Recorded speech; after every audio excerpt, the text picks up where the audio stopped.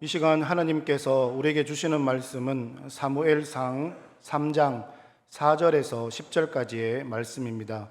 제가 가진 구약 성경 412면에 있습니다. 사무엘상 3장 4절로 10절까지의 말씀.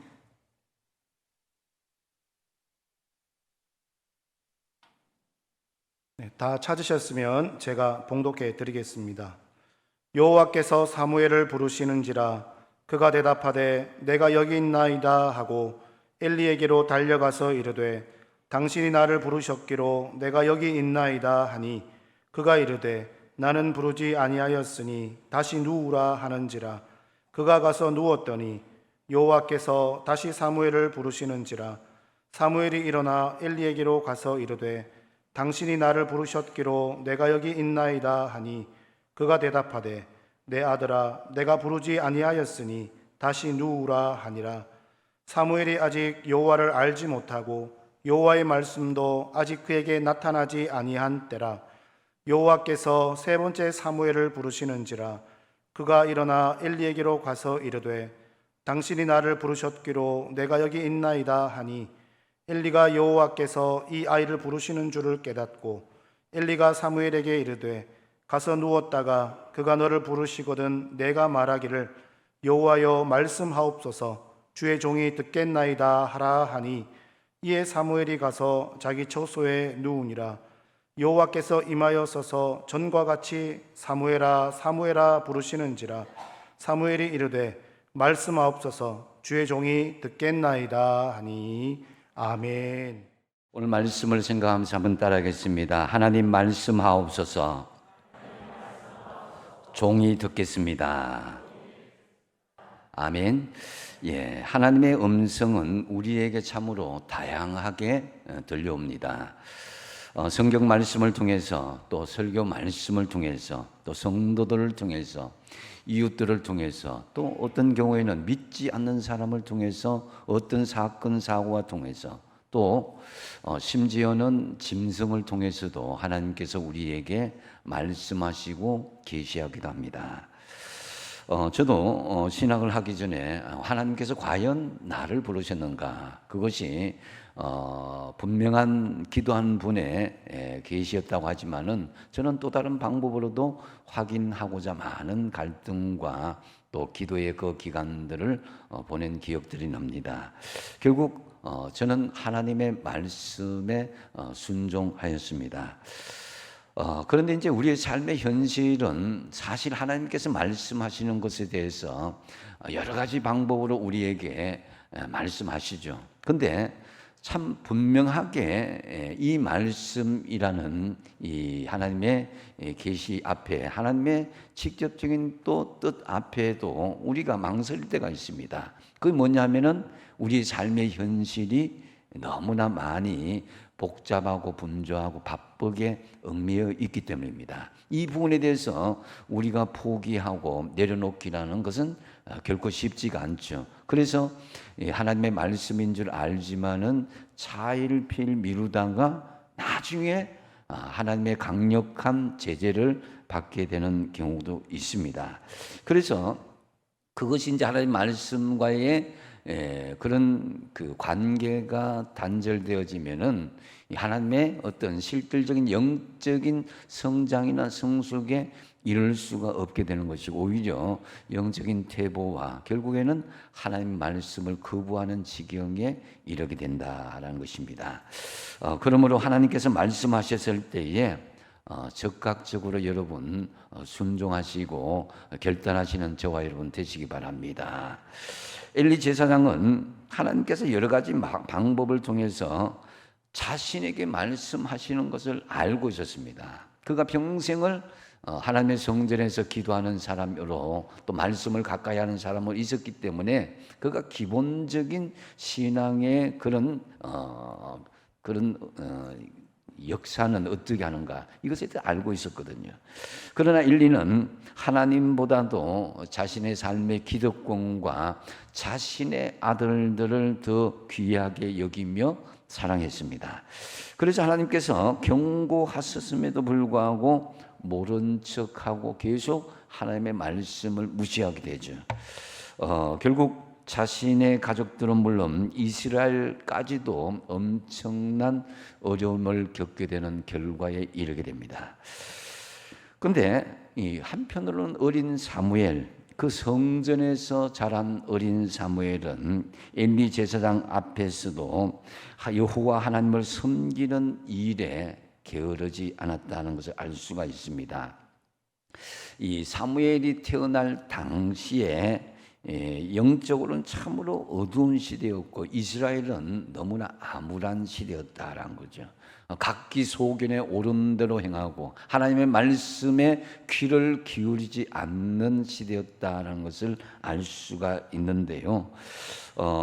근데 이제 사무엘 당시의 상황을 1절, 그 앞에 1절에 보시면 정확하게 알 수가 있습니다. 이 1절 말씀에 의하면은 말씀이 희귀한 시기였다라는 거죠. 말씀을 가르치고 연구하고 배우지 않았기 때문에 말씀을 깨닫거나 알지 못했다라는 거죠. 또 한 가지는 이상이 흔히 보이지 않는 시대였다라는 거죠. 이 이상은 묵시나 혹은 비전을 이야기합니다. 오늘 말로 의하면은 내일의 희망인 이상, 그 말씀을 보여주는 소망과 꿈과 비전이 앞이 보이지 않는다라는 거죠. 그 다음에 또 한 가지 더 시대적인 특징은 엘리 제사장의 상태를 통해서 은유적으로 말씀하는 것을 볼 수가 있습니다. 2절 하반절에 보면은 엘리의 눈이 점점 어두워 가서 잘 보이지 않는 그때에, 이것은 이제 엘리 제사장이 육적으로 눈이 어두웠다지만 사실은 이 말씀은 영적인 분별력이 흐린 시대였다라는 것을 성경 말씀이 이 엘리 제사장의 그 상태를 통해서 말씀하시는 것입니다. 그래서 엘리가 하나님으로부터 관계가 단절되고 버림받은 것은 엘리 제사장이 늙어서가 아니라 영적인 판단력과 분별력을 잃어버렸기 때문이다라는 거죠. 영적인 눈이 흐리면은 하나님께 버림받을 수밖에 없는 여러 가지 어리석은 일들을 쉽게 행한다라는 거죠. 하나님을 두려워하지 않다. 하나님을 사랑하는 마음이 없기 때문입니다. 그러므로 하나님이 원하시는 세계관, 이런 부분에 대해서 영적인 영안이 우리가 다치지 않도록 여러분들이 항상 깨어 영적인 분별력을 가지는 그런 은혜가 있길 바랍니다. 그렇다면 오늘 말씀을 통해서 주시는 교훈의 말씀은 무엇인가? 첫 번째로 보면은 하나님께서 말씀하시는 말씀의 자리를 지키라는 거예요. 이 본문에서 엘리 제사장은 영적인 눈이 어두웠는데 한편으로는 자기가 가르치는 어린 사무엘은 그렇지 않았다는 것을 알 수가 있습니다. 4절에 보면은 여호와께서 사무엘을 부르시는지라 그가 대답하되 내가 여기 있나이다 하고 그랬습니다. 사무엘은 하나님께서 부르시자 즉시 내가 여기 있습니다 라고 영적으로 깨어있음을 볼 수가 있습니다. 왜 이렇게 어린 사무엘이 즉시 하나님의 말씀에 반응할 수가 있었겠는가? 그것은 사무엘이 있어야 할 자리인 성전, 하나님이 말씀하시는 그 성전의 자리를 떠나지 않았기 때문이다라는 거죠. 예수를 믿으면서 우리가 신자들이 세 가지 신자가 있다고 그러죠. 애굽 신자가 있습니다. 애굽 신자는 세상에 있는 사람들, 하나님을 온전히 섬기지 못한 사람입니다. 교회는 다니긴 하지만은 마음은 세상에 있는 사람들, 이스라엘 민족이 애굽에서 노예로서 충실하고 정말 종살이 했던 것처럼 세상의 종로로 타는 그런 삶을 있으면서도 하나님께 온전히 나오지 못한 사람을 애굽 신자라고 하죠. 그 다음에 광야 신자가 있습니다. 광야 신자는 세상에서 하나님 편으로 나오긴 했지만은 애굽에서 나오긴 했지만은 육신의 소욕을 버리지 못하고 세상 것을 겸하여서 하나님과 더불어 섬긴다라는 그런 사람입니다. 그래서 교회에 와서는 주여 주여 하고 세상에서 나가서 나여 나여 하면서 자기 중심으로 살아가는 사람들입니다. 그래서 상황에 따라서 세상과 교회를 왔다리 갔다리 하는 그런 양다리 신자인 것이죠. 그리고 이 가난한 신자는 있는데요. 세상도 나도 온데간데 없고 예수로 오직 만족하면서 말씀 듣기를 힘쓰는 사람, 정말 하나님 나라가 그 마음속에 있는 사람, 하나님 나라를 소망하는 사람이 가난한 신자다라고 할 수 있는 것입니다. 그래서 하나님이 말씀에 하시는 그 자리를 이탈하지 않고 그 우선순위가 하나님께서 말씀하시는 자리를 지키는 것입니다. 자, 예수님께서 이 마리아와 마르다 집을 방문했을 때에 이 마르다는 밖에서 열심히 음식을 만들고 이 마리아는 신발 벗고 예수님의 발 앞에 말씀을 들으면서 은혜를 받았습니다. 저는 이 마르다의 봉사 행위가 나쁘다는 것을 말씀드린 건 아닙니다. 분명히 마르다는 예수님을 향한 주님의 준비가 철저하고자 했던 그 꼼꼼함이 있었다는 것을 알 수가 있습니다. 그러나 여기서 가장 우선순위 뭐냐? 예수님이 오셨을 때는, 예수님께서 오셔서 말씀하실 때는 주방이 아니라, 세상의 어떤 내 분주함이 아니라 하나님 말씀을, 주님 말씀을 듣는 것이 우선순위가 되어야 된다는 거죠. 그래서 예수님께서 이 마르다가 막 호소하자, 예수님 저 동생 마리아가 철이 없어서 저렇게 예수님 옆에서 앉아서 말씀만 듣고 있으니까 주방에서 좀 봉사 좀 하게 해주십시오. 이렇게 했을 때에 예수님께서 마르다야 네가 많은 일로 분주하고 염려하지만은 진짜 한 가지 이거 중요한 것, 이거 족할 줄 알아야 된다. 그것은 마리아는 말씀 듣는 좋은 편을 택하였다라는 것입니다. 그래서 여러분, 하나님이 원하시는 삶은 우리가 세상에 분주하고 바쁜 거 참 많이 알고 있어요. 근데 많이 벌고 높은 자리에 앉아있고 자식들 호강받고 사는 것, 그걸 하나님이 원하시지 않는다는 거죠. 하나님께서 원하시는 것은 먼저 하나님께서 말씀하시는 그 자리를 우선순위로 지키는 것이다. 여러분은 지금 스스로 생각할 때에 나는 어떤 자리에 앉아 있을까를 한번 생각해 보십시오. 혹 세상이 주는 육신의 정욕의 자리, 안목의 자리, 이생의 자리, 이생의 자랑의 자리에 서성이고 있는 부분은 없지 않는가? 그거는 우리가 세상에 살기 때문에 꼭 나쁜 것은 아닙니다. 근데 우리가 먼저 해야 될 우선순위가 뭐냐? 이걸 알아야 됩니다. 그래서 하나님께서 말씀하시는 자리를 완전히 이탈해서는 안 된다는 거죠. 분명히 우리가 살아가는 이 시대도 사무엘 시대와 같이 정말 말씀이 점점 희귀화해지고 꿈과 비전은 잘 보이지 않고 영적인 분별력이 흐려지는 시대인 것은 분명합니다.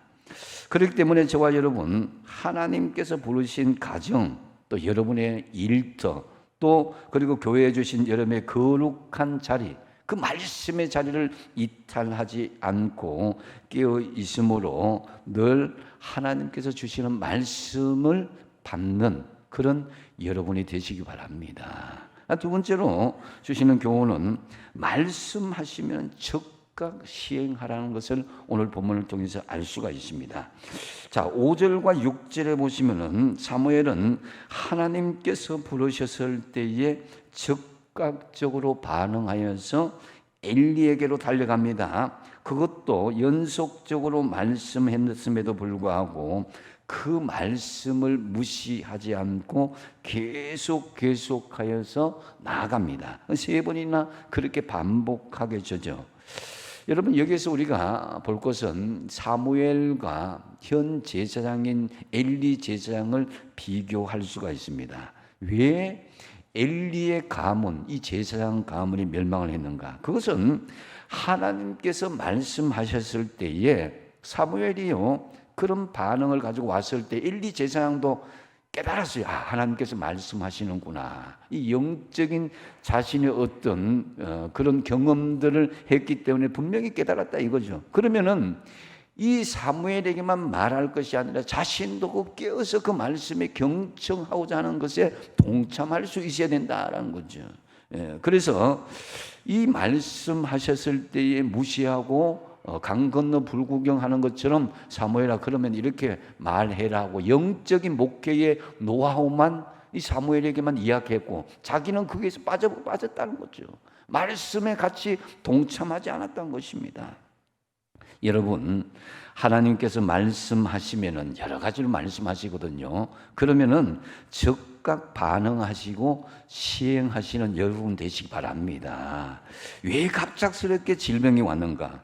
하나님께서 이 방법 저 방법 안 되니까 반응하라는 것입니다. 왜 갑작스럽게 원치 않는 사건 사고가 우리에게 닥쳤는가? 하나님의 말씀에 즉각 시행하라는 것입니다. 이 방법 저 방법 안 되니까 반응이 안 오니까 왜 경제적인 어려움이 또 예상치 못한 자녀들의 문제가 닥친 것입니까? 하나님께서 삶의 현장에 개입하여서 말씀하시는데 이제 그거 다 제쳐놓고 하나님 말씀에 내가 먼저 나아가겠습니다. 그렇게 반응하라는 것입니다. 나는 문제가 없다. 나는 경제적인 어려움이 없고 참 행복하다. 나는 하나님의 큰 은혜와 축복을 받았다. 그것이 정말 계속 진행된다고 생각하십니까? 이 땅에 사는 동안 여러분, 우리가 이 땅에서 누리는 행복, 만족, 꿈을 성취하는 것 모두 머물러 있는 것이 아닙니다. 머물러 있을 수도 없고요. 진정한 하나님의 축복은요, 계속적으로 받아서 내 안에만 머물러 있는 것이 아닙니다. 그러면은 신앙적인 동맥경화에 걸리고 말 것입니다. 하나님의 축복은 끊임없이 우리에게 받아지기도 하지만 받은 것을 흘러보내는 순환한 것이 반복되어야 된다는 거죠. 그것이 건강한 믿음의 신앙이 될 수 있다는 거죠.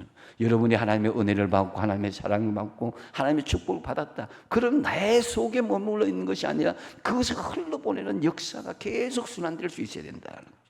지금 이 시대에 하나님은 저와 여러분에게 말씀하고 부르십니다. 하나님께서는 각 시대마다 쓸 사람들 다 불러내시는 거예요. 노아와 아브라함을 부르셨고 여호수아와 모세를 부르셨고 세례 요한과 바울을 다 부르셨습니다. 그리고 지금 이 시대에 하나님을 전혀 모른 채 육신에 사로잡혀 있던 저와 여러분들을 믿음의 사람으로 부르셨다 이거예요. 그러면 나는 하나님의 은혜, 하나님 구원의 축복에 감사합니다. 여기서 머물러 있어야 될 것이 아니다라는 거죠.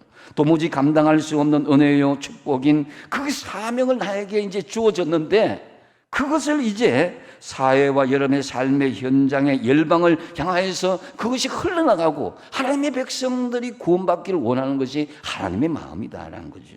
그래서 하나님께서 사람들을 부르실 때마다 즉각 반응하고 그 말씀을 시행할 때에 놀라운 구원의 역사가 일어나게 될 것이다 라는 거죠. 하나님께서는 사무엘을 부르셨듯이 사랑하는 백성들을 친히 부르시고 사명을 주십니다. 8절을 보시면은 하나님께서 세 번째 부르시자 엘리 제사장은 하나님께서 사무엘을 부르신 것을 분명히 깨닫습니다. 그래서 9절에 보면 엘리 제사장은 자신의 목회 노하우인 사무엘에게 하나님께서 말씀하시면 어떻게 반응하고 시행할 것인가에 대해서 그 방법을 알려줍니다.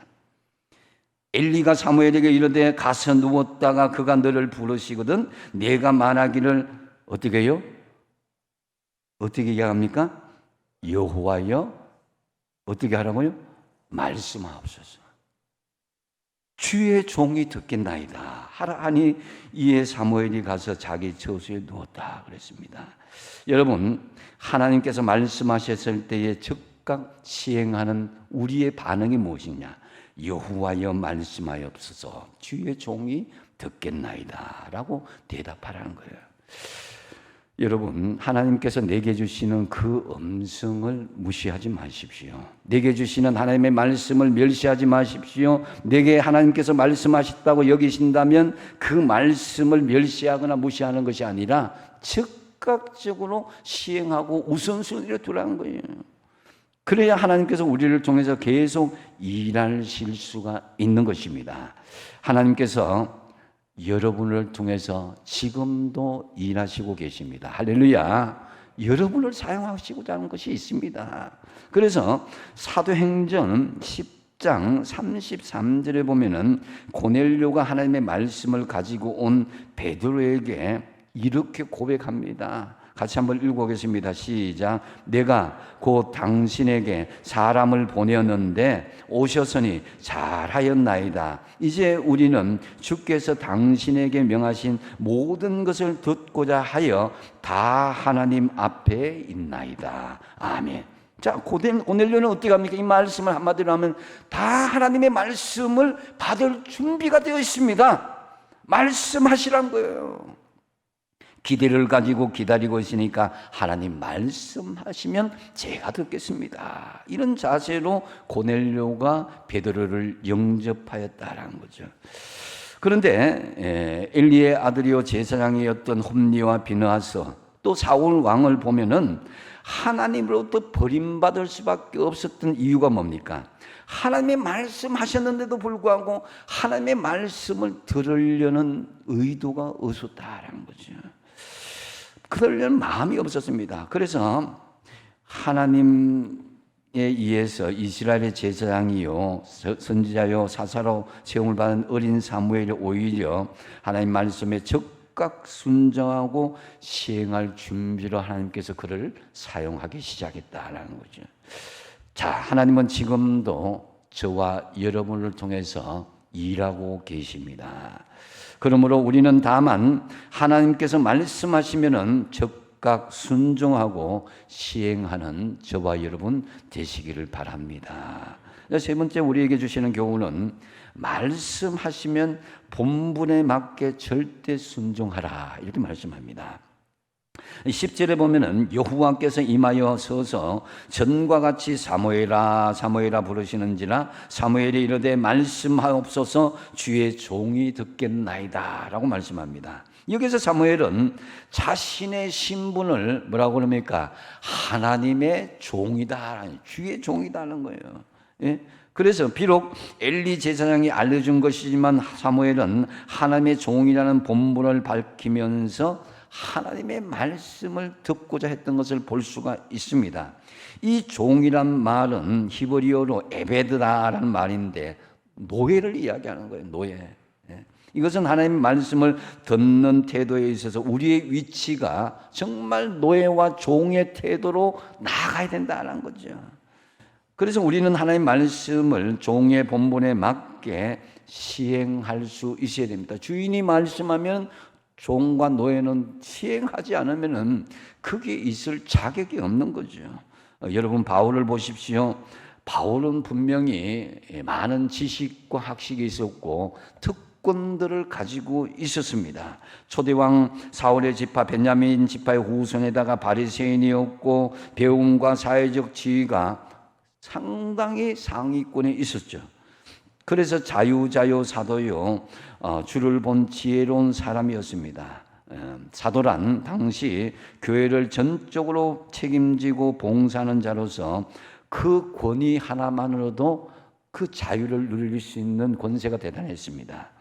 그럼에도 불구하고 바울은 자신을 스스로 이렇게 고백합니다. 갈라디아서 1장 10절 말씀 같이 한번 읽어보겠습니다. 시작. 이제 내가 사람들에게 좋게 하랴 하나님께 좋게 하랴 사람들에게 기쁨을 구하랴 내가 지금까지 사람들의 기쁨을 구하였다면 그리스도의 종이 아니니라. 아멘. 사람들의 입맛에 맞추고 사람들의 눈치를 보고 세상의 환경에 내가 맞췄다면 하나님의 종이 아니다는 거예요. 그래서 주님이 주신 자유를 자신의 유익이나 사람의 기쁨을 구하기 전에 먼저 하나님을 위해서 사용하는 주님의 종, 주님의 노예가 되겠다는 거죠. 한번 따라하겠습니다. 말씀하옵소서. 주의 종이 듣겠나이다. 주의 종이 듣겠나이다. 예, 종의 신분에 맞게 절대 순종한 사람 성경 곳곳에서 찾아볼 수가 있는데요. 그 중에서 대표적인 사람이 요셉의 아내 마리아죠. 육신의 예수님의 어머니인 마리아. 누가복음 1장 38절에 보면 주여 여종이오니 말씀대로 이루어지이다 그랬습니다. 가브리엘 천사를 통해서 하나님의 뜻을 전해드는 마리아는 자신을 스스로 종이라고 고백하고 있습니다. 자신의 정체성이 종이라는 사실을 알고 있었던 마리아는 처녀의 몸으로 하나님의 뜻에 모든 것을 감수하고 순종할 수가 있었던 것입니다. 또한 빌립보서 2장 7절과 8절에서 바울은 예수님이 종의 형체로 십자가에 죽기까지 복종하였다고 이렇게 증언하고 있습니다. 오히려 자기를 비워 종의 형체를 가지사 사람들과 같이 되셨고 사람의 모양으로 나타나사 자기를 낮추시고 죽기까지 복종하셨으니 그 십자가의 죽으심이라고 그랬습니다. 자신의 권리와 특권을 포기하고 종의 형체를 스스로 입으신 예수님 역시 죽기까지 하나님 아버지의 뜻에 순종하셨다라는 것입니다. 그리고 예수님의 제자들도 종의 입장에서 나중에 순종하는 것을 볼 수가 있습니다. 그들이 예수님의 제자들이 배반하고 막 예수님이 십자가에 돌아가신 후에 나중에 다시 갈릴리 바닷가로 가서 고기를 잡고 있었죠. 그러다가 밤새도록 그물질을 해도 물고기는 한 마리도 잡히지 않았습니다. 그때 주님께서 오셔서 배 오른편에 그물을 던지라 이렇게 했죠. 그래서 제자들은 주님의 말씀에 순종하여서 그물이 찢어지도록 그렇게 잡게 되었다는 거죠. 제자들은 그제서야 자신들에게 말씀하신 분이 주님이시라는 것을 깨닫게 되었다는 거죠. 여기서 볼 때 여러분, 우리가 주님을 만나고 체험하는 것, 그것이 만나는 것이 먼저고 순종이 아니다라는 것을 알 수가 있습니다. 순종하다 보니까 하나님 말씀에 순종하다 보니까 하나님을 만나게 되더라는 거죠. 그래서 요즘 청년들 참 취업할 곳이 많지 않다고 취업난에 대해서 막 호소하고 있죠. 하지만 반대로 회사 측 입장에서는 취업을 원하는 그 사람은 많지만은 쓸만한 사람이 없다고 또 회사 측에서는 이야기하죠. 취업을 원하지만 조금만 힘들어도 그 사람도 그만두겠다고 그럽니다. 또 취업을 원하지만 절대로 말귀를 알아듣고 일을 하는 사람이 별로 많지 않다는 것입니다. 마찬가지로 지금 시대에 많은 사람들이 교회 다니고 주의 일을 감당한다고 하기는 합니다. 또 그 여러 가지 일을 감당하면서 성취하기도 하지만은 그러나 하나님 보실 때의 말귀를 정말 알아듣고 주의 일을 감당하느냐를 생각해 볼 수 있어야 됩니다. 내 주장대로, 내 생각대로, 내 비전대로 나아가는 것이 아니라 하나님 말씀이 나에게 원하시는 중심이 무엇인가, 이 말귀에 잘 알아듣고 순종하는 사람이 진짜 순종하는 사람이다라는 거죠. 만약 지금 이 시대에 여러분 어린 사무엘과 같은 그런 하나님의 부르심이 있었다라고 한번 가정해 보십시오.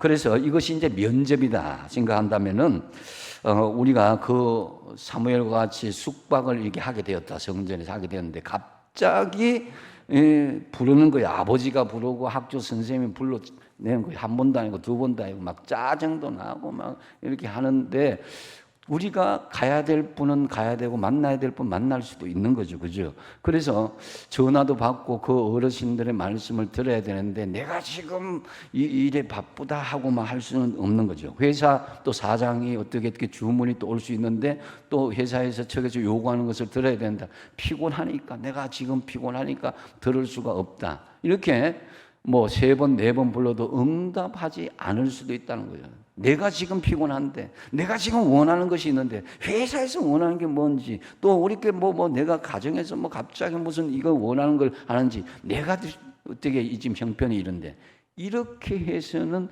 회사에서 면접하는 그것이 긍정적으로 볼 수가 있겠냐는 거죠. 제가 이제 현실적으로 한번 접목해서 말씀드린 것입니다. 정말 요즘 기업에서는요, 많이 배우고 똑똑한 사람보다도 그 회사의 뜻에 맞게 잘 따르고 말귀를 알아듣고 순종하는 사람을 원하지 않겠습니까? 이 상식입니다. 그것이 우리가 종의 자세로 절대 순종하기로 한다면요, 여러분 예수님께서 말씀하셨잖아요. 겟세마네 동산에서 나의 뜻대로 마옵시고 아버지의 뜻대로 하옵소서. 예수님도 인간이었기 때문에 죽는 것이 두려워서입니다. 그렇기 때문에 아버지 이단을 좀 지나가게 해주십시오. 그러나 아버지의 뜻대로 하시기 원하신다면 아버지의 뜻대로 하고 나의 뜻대로 하지 마십시오.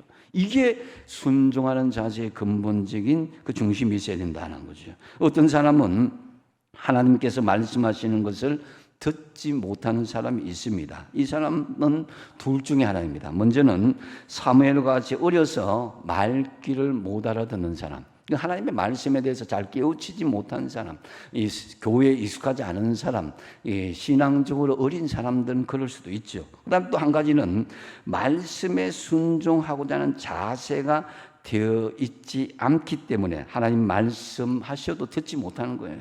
그래서 이런 사람은 절대 순종의 자세를 가지지 않으면은 교회는 다니지만 예수를 믿는 모양은 있지만은 하나님이 사용할 수 없다라는 거죠. 우리가 영적으로 성숙하여서 종의 자세로 하나님 말씀에 절대 순종하고자 하면은 하나님께서는 우리에게 친히 말씀해 주시는 거예요. 이것은 꼭 하나님이 직통 계시한다는 말씀은 아닙니다. 하나님은 다시 말씀드리지만 성경 말씀을 통해서 주의 종을 통해서 어떤 사건이나 어떤 현상과 사고를 통해서 또 말씀하신다는 거죠. 여러분에게 하나님께서 말씀하시면요, 하나님의 말귀를 잘 알아들으시고 종의 자세로 절대 순종하는 저와 여러분이 되시기 바랍니다. 이제 말씀을 맺습니다. 오늘 오후부터 이제 부흥성회가 시작됩니다. 하나님께서 예비하신 말씀이 우리에게 선포되어질 것입니다. 그때 우리는 사무엘처럼 주여 말씀하옵소서 종이 듣겠나이다라는 자세로 나아가야 될 것입니다. 오늘 주시는 말씀의 내용이 뭡니까? 첫 번째로 하나님께서 말씀하시는 자리를 지키라는 거예요. 그래서 은혜 받을 자리로 나오시고 말씀 받을 자리로 나오시고 말씀하시는 그 자리를 우리가 지킬 수 있어야 된다는 거죠. 두 번째 뭡니까? 말씀하시면 적극적으로 시행할 수 있어야 된다. 하나님 지금도 우리를 통해서 일하십니다. 사람을 통해서 일하신다는 거죠. 우리는 다만 하나님께서 말씀하시면 적극 순종하고 시행하는 이것이 있어야 된다는 거죠. 그 다음 세 번째로 말씀하시면 본분에 맞게 절대 순종할 수 있어야 된다는 거죠. 하나님께서 말씀하시면 말귀를 알아듣고 어떤 본분? 종의 본분의 자세로 절대 순종하기로 결단하십시오. 특별히 이번 부흥성회를 통해서 말씀하실 때에 주의 종이 듣겠나이다라는 자세로 말씀에 큰 은혜 받는 귀한 역사가 있길 바랍니다. 기도하겠습니다.